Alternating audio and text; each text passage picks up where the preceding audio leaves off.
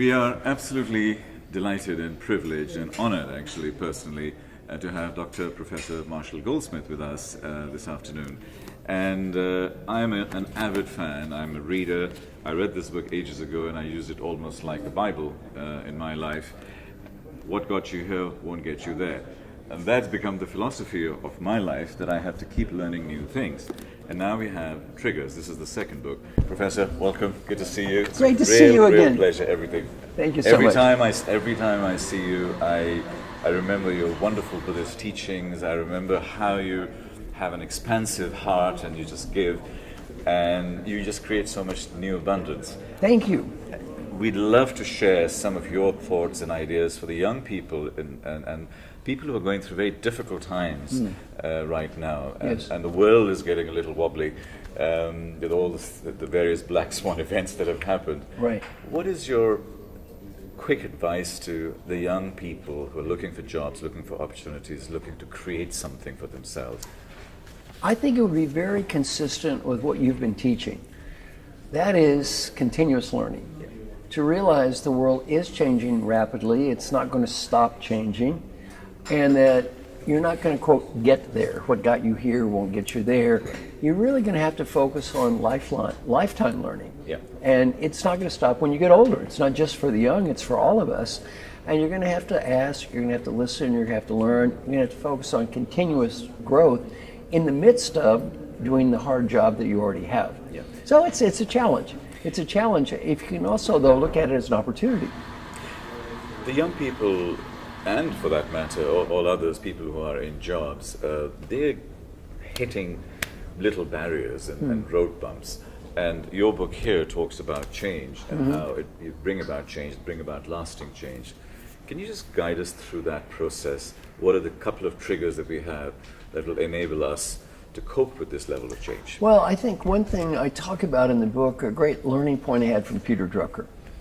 I was on his advisory council for 10 years, and although I got ranked #1 leadership thinker in the world, compared to him, I think I have the intellect of a 10-year-old. Such a smart man.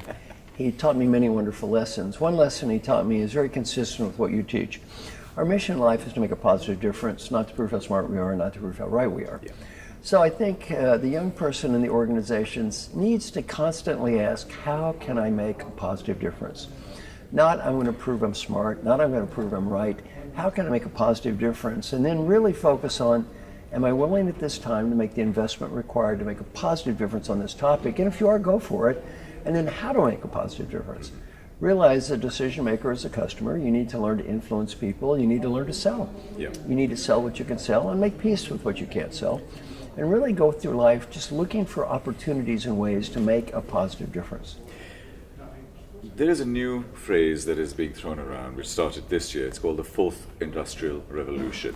And we've come out of the sort of technology and internet revolution, and now with robotics, automation, artificial intelligence, the world is rapidly changing at a way, way faster rate than it has before. So the Moore's law is taking us like that, and the rest of the world is changing like that. Now, there's this huge delta, and that keeps growing. Right. What are the ways for senior employees and junior employees to actually bridge that? Well, the analogy I use is that of a wheel. Now, let me give you an example. On LinkedIn, I have about 460,000 followers. I send a blog out. It maybe goes to 4 or 5 million people. That doesn't mean 4 or 5 million people read the blog. It means for a second or two, it's at the top of the wheel. Right. The wheel turns. And then eventually that blog is off the wheel. And if they're not there, they don't click the right button, they never see it, it's gone. They may see it later, highly unlikely. Yeah. Well, in life, we all have this wheel of information that's constantly spinning, and as you mentioned, the wheel is spinning faster and faster and faster. Very important, whatever you want to do in life, you have to constantly think, I've got to keep it on the wheel. I've got to keep it on the wheel. I pay a woman to call me every day. Every day she listens to me read questions I wrote and provide answers I wrote. Why? Someone said, don't you know the theory about how to change behavior? I wrote the theory. Right. So I pay the woman to call me. Keep it on the wheel, day after day after day. And the more rapidly that wheel turns, the harder it is to keep anything on the wheel. Right. So you need to constantly realize in this rapidly changing world, if I don't keep it constantly on the wheel, I'm going to get further and further and further behind. You talk a lot about letting go Right. in leadership, and one of the things I find often very difficult to do is to let go. Right. What are the kinds of things we need to have to let go?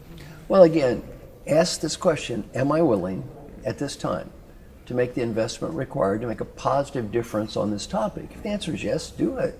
If the answer is no, take a deep breath and let it go. So much of our lives are wasted quibbling over things we're not going to change. In Dubai, Yeah. it's hot. Oh, it's hot in Dubai. How many millions of hours been spent people point, it's hot in Dubai. That's a breakthrough. It's hot. Or Donald Trump. How many zillions of hours get spent on Donald Trump's not going to change because of you. Yeah. Put your time and energy in where you can make a difference. They'll waste your time on a bunch of stuff you're not going to change anyway. Focus on what you can change. That way you save so much time. Because you're not wasting time on this all extraneous nonsense you're going to do anything about anyway. The flag that I fly is the flag of madness. I'm mad as in making a difference. I'm Right. mad because I'm off center. We're doing crazy things to help people to change Sure. the world. What is your definition and advice for mad people like me and others who are out there? Well, I like the phrase, make a difference. That's very consistent with this Peter Drucker advice. Make a difference. My only bit of advice is the difference between understanding a theory, and you refer to this as education, Yes. and actually changing behavior, which you call learning. There's a big difference, as you mentioned to me, between education and learning, and we would like to believe I read a book, I meet a teacher, somehow the world is a different place. Not so much. Right. It's that day to day to day follow-up, that day to day reinforcement, and realize this is a journey. Yeah. It's a journey, it's not an end state. You're not going to, quote, get to some place and stay there for eternity. Right. The world is changing, and you have to look at this as an ongoing evolutionary process, not an event. One of the key cultural issues that we encounter all the time in this part of the world, and in other parts of the world too, is the question of failure. And the stigma, the blemish that you get, and the inability to cope with failure. What are your sort of couple of comments and bits of advice on how to handle failure? That's a very positive phrase. If it doesn't kill you, it'll probably make you stronger. Absolutely. My father used to say that. Yeah, if it doesn't kill you, it'll probably make you stronger. And we all fail. I mean, I fail pretty much every day. I fail something or other, right? And okay, life goes on. You learn from failure. And I think a comment you made that was very wise is often we learn more from our mistakes than from our successes. And again, we make mistakes, admit them. Yeah. If we insult others, do the wrong things, apologize. It's okay. We're all humans. And just admit to our own humanity and admit we probably need help to get better. One thing I'm very proud of in my book, Triggers, 27 major CEOs endorsed that book. 27. CEO of the Year in the United States, number 3 greatest leader in the world, winner of the Presidential Medal of Freedom, CEO of Pfizer, Best Buy, Target, all these famous people. Yeah. Why am I so proud of that? Yeah. You know why? They're humans. Yeah. They all say, I need help. It's okay. Yeah. 30 years ago, no CEO would admit to having a coach. They'd be ashamed. Yeah. Why? They're ashamed to need help. Now, people are not so ashamed. That's a good thing. Yeah. One of the things is about coaching and mentoring, and you as the number one coach in the world, what kind of methodologies should people adopt in terms of the mentoring process and the coaching process in terms of success? Because I think a lot of people learn and then they stop, but they don't have this ongoing coaching and Right. learning. Any quick comments on how to Well, develop? what I do is I help people learn from everyone around them. Someone asked me today, do I have to be an expert on every culture I work in? Not at all. I've been to 97 countries. It would certainly be pompous for me to pretend to be an expert on 97 countries. I've been to Saudi Arabia 5 times in the last 2 years. That doesn't mean I'm an expert on Saudi Arabia at all. What I teach people to do is a process of learning from everyone around them. It's a process you can use throughout your life. Identify your key stakeholders. Get in the habit of asking the key stakeholders, how can I be a better? Learn to listen, thank people, don't judge and critique what they say. Never promise to do everything. Listen and learn and do what you can. And then just repeat the process over and over and over and realize this is a lifelong process of learning. It's not an event. It doesn't stop. And it's something you should do the rest of your life.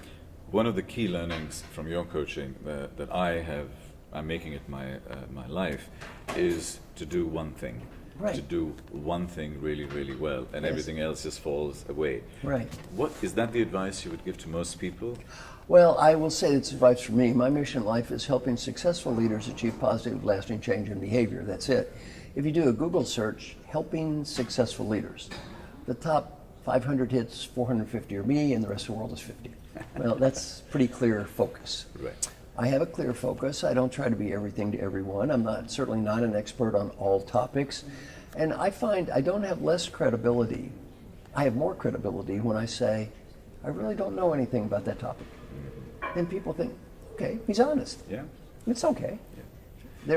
When you say, you really admit you don't know anything about some topics, and when you do express an opinion, people are much more likely to take it seriously because they realize you don't pretend to be an expert on everything. And none of us are smart enough to be an expert on everything anyway. Exactly. And finally, Professor, advice to entrepreneurs and innovators and young people in terms of hope. We're going through difficult times, volatile times. What is a key lasting message for them, a message of hope? Keep trying. I mean, if you look at it, my book, What Got You Here Won't Get You There, was my 23rd book. After 22 books, it was nice to write a book that someone finally bought. Well, the first 22 books were purchased largely by my mother, my father, and assorted relatives. Right. You know the learning point? Yeah. Keep trying. Keep trying. Keep trying. If you look at most entrepreneurs have been bankrupt. Many have failed several times. Yeah. You know what they do, though? Keep trying. They keep trying, and eventually, you try long enough, you might win. You're not going to win if you don't try, though. One of the questions I'll edit back in, but as we were discussing earlier, is a lot of entrepreneurs, they end up dropping out of school, and, but they carry on with ongoing learning. There's this tension now more and more that people are working to learn more and educate less. Is that something that you find as you travel all over the world? Well, I mean, to me, what is important is making a positive difference, not being smart. Or proving you're smart, or getting academic knowledge. To me, I'm not a great believer in interesting, obscure academic points to make interesting, obscure academic points. I'm a very practical person. And again, back to this concept of make a positive difference, learning practical tools that you can take back in the real world and do something with, as opposed to more abstract or theoretical concepts, which may be interesting. No one in the world is going to have a better life because of this. We're here with Professor Marshall Goldsmith, courtesy of Right Selection, who are our media partners, and they have they bring in great people like Professor Goldsmith, and they talk to us, and we go out and reach the world. And we had a delightful conversation about change, and about hope, and about the future. Professor, thank you very much. My madness is really, to make a difference and do wonderful things with you. Thank you, sir. Thank you, sir. Appreciate it. Thank you.